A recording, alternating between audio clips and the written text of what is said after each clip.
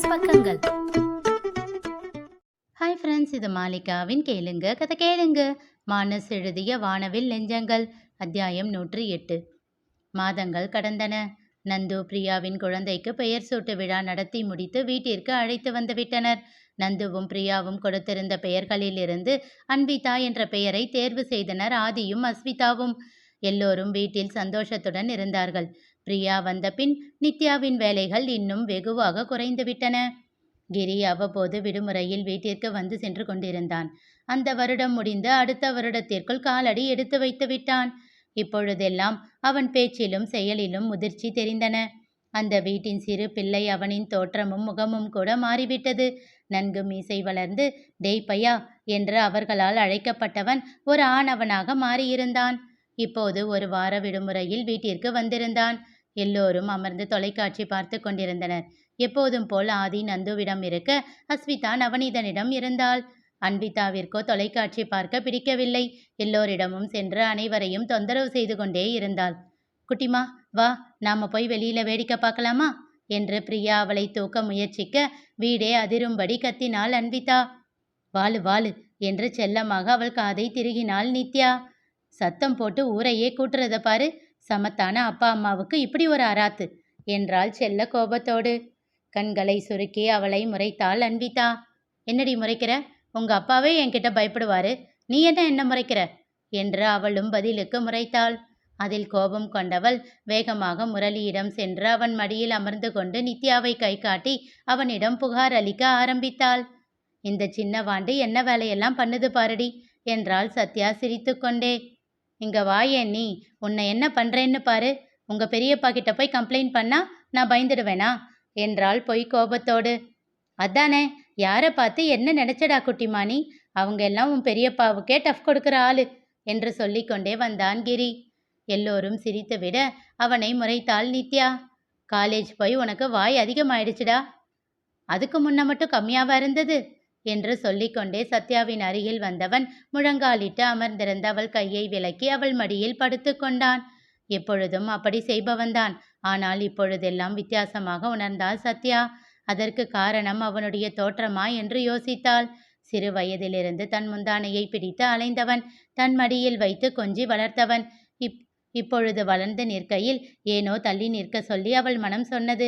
அவன் பழகுவதிலும் அவளிடம் பாசம் காட்டுவதிலும் எந்த மாற்றமும் இருந்ததில்லை. ஆனாலும் ஏதோ ஒன்று அவளுக்கு தயக்கத்தை கொடுத்தது.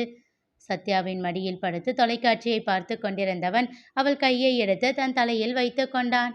எதுவும் பேசாமல் மௌனமாக அவன் தலையை பிடித்து விட்டாள் சத்யா. அந்த இரவு தங்கள் அறையில் யோசனையோடு அமர்ந்திருந்த சத்யாவின் அருகில் வந்து அமர்ந்தான் முரளி. என்ன மேடம், என்ன யோசனையில் இருக்கீங்க? கிரியை பற்றி யோசிச்சுக்கிட்டு இருக்கேன். ஏன், அவனுக்கு என்ன?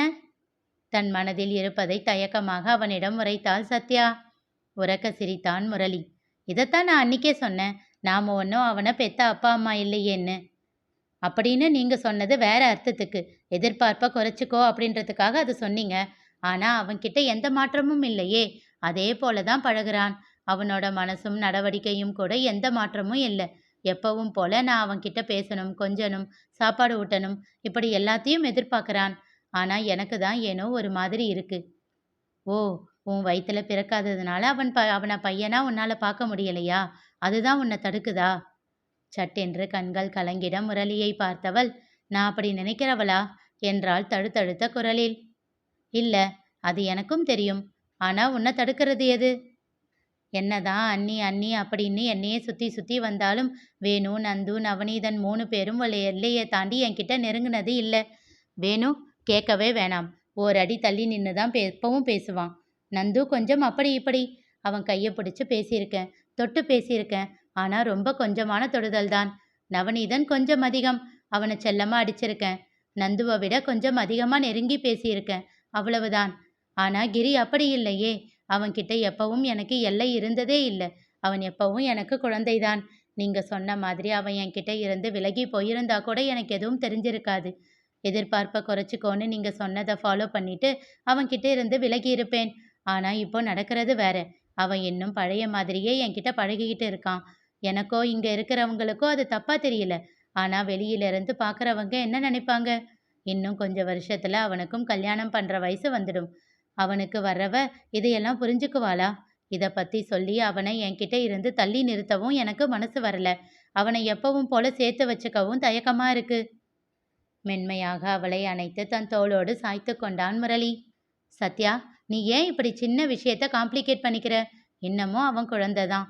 அவன் மாறும்போது தானா உன்கிட்ட இருந்து விலகிடுவான். அது வரைக்கும் எதுவும் சொல்ல வேண்டாம். நீயா இரு. அவன் அவனா இருக்கட்டும்.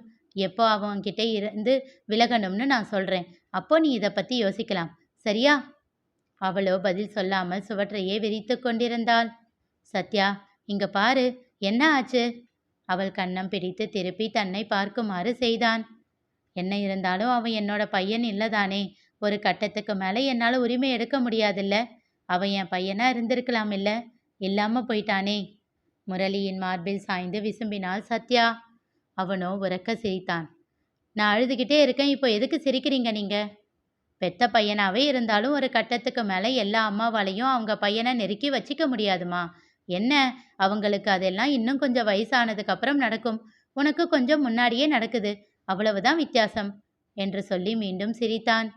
நீங்கெல்லாம் மனுஷனே இல்லை தெரியுமா என்று அவனை முறைத்தவள், எப்படிதான் எல்லாத்துக்கும் ஒரு வியாகியானத்தை வச்சிருக்கீங்களோ தெரியல என்று கோபமாக சொல்லிவிட்டு தன் தலையணையில் சென்று படுத்துக்கொண்டாள்.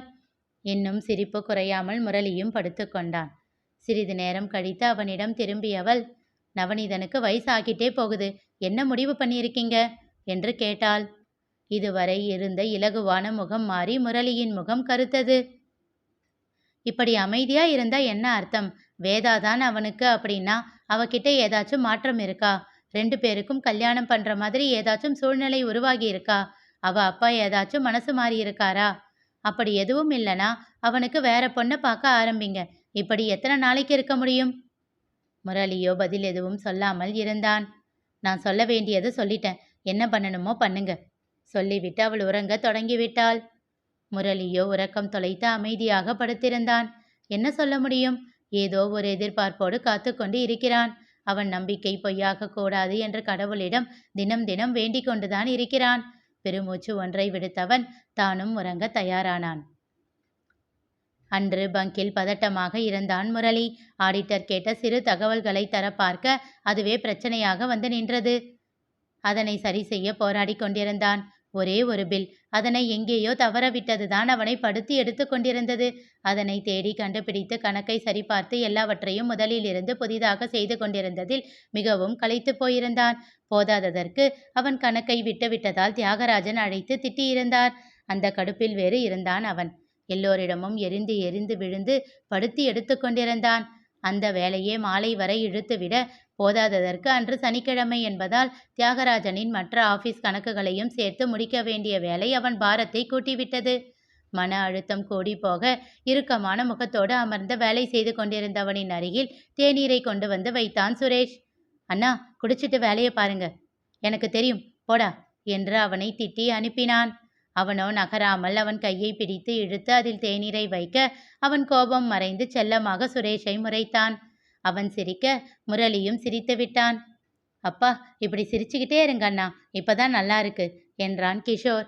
ஆமா, இருக்கிற டென்ஷன்ல இது ஒண்ணுதான் குறைச்சல். சிரிச்சுக்கிட்டே வேலை செஞ்சா மட்டும் உங்க முதலாளி என்ன எனக்கு சம்பளத்தை ஏத்தி கொடுத்துட போறாரா?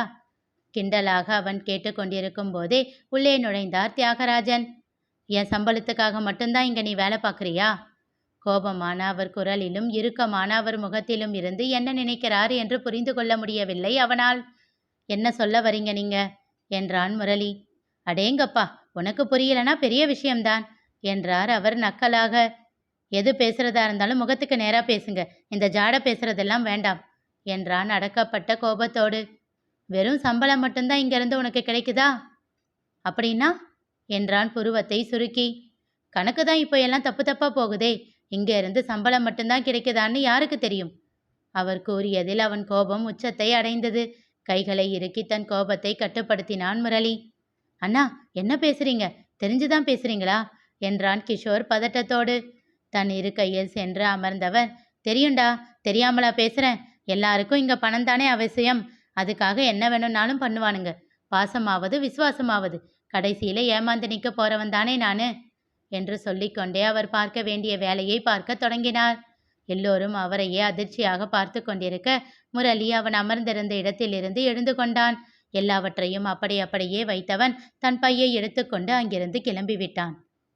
இனி நிகழப்போவது என்ன தெரிந்து கொள்ள தொடர்ந்து கேளுங்க. கதை கேளுங்க. மீண்டும் சந்திப்போம்.